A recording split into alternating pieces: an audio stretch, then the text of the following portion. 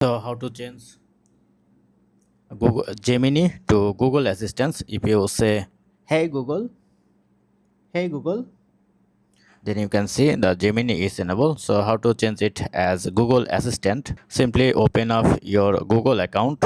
Then once you open Google account, then press on this icon, press on setting, and under setting you can see the Google Assistant. Press on Google Assistant and scroll all the way down. Then you can see the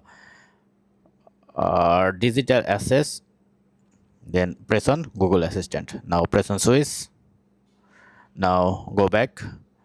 Another thing you need to do, go back, then press on Gemini.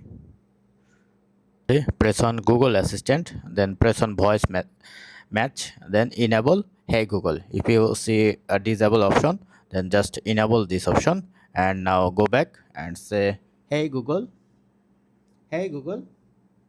Then you can see the Google Assistant is enabled now.